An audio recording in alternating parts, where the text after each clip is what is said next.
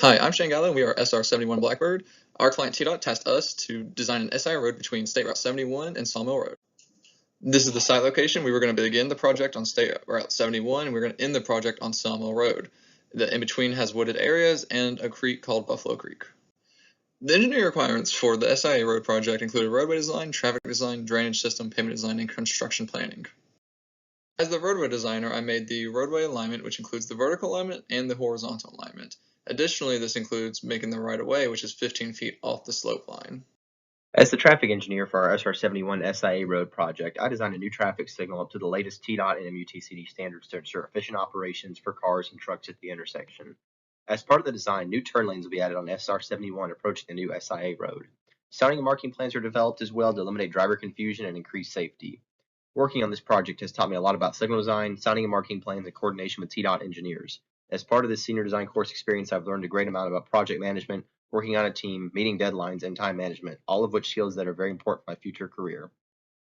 As a site civil and geotechnical engineer on this project, my work spanned the full roadway design workflow in Civil 3D. I started by processing the field survey data and building the existing ground surface model. From there, I designed the full roadway corridor and vertical alignment to meet TDOT geometric standards. For horizontal and vertical curves, I calculated and applied superelevation transitions. I also performed cut and fill analysis by creating a proposed surface from the corridor and comparing it against the existing survey surface to quantify earthwork volumes. On the drainage side, I designed the box culvert to handle stormwater conveyance through the corridor, and finally I selected the pavement layer types and thicknesses to meet TDOT standards for heavy industrial loading. I've learned a tremendous amount about roadway design and construction during this process. As the hydrology engineer on the project, my job is to design a stormwater drainage system and an erosion prevention and sediment control plan. The stormwater drainage system consists of a V-shaped grass drainage ditch on both sides of the road where needed and is designed in accordance to the TDOT Drainage Manual.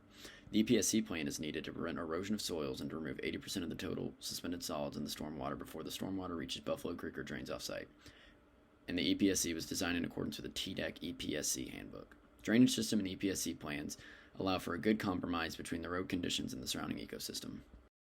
Coordination with the Tennessee Department of Transportation and our group being provided with up-to-date line items and costs of construction operations via our design lead, Randy Plumer. Further construction management was provided. I reviewed construction quantities and prices for major items including borrow excavation, foundation fill, erosion, and sediment control. On top of that, I also worked with right-of-way information to define impacted tracks, construction footprint, and the total disturbed area. In addition, I established utility and environmental guidelines to account for any utility coordination, permitting, and erosion prevention measures for the construction process.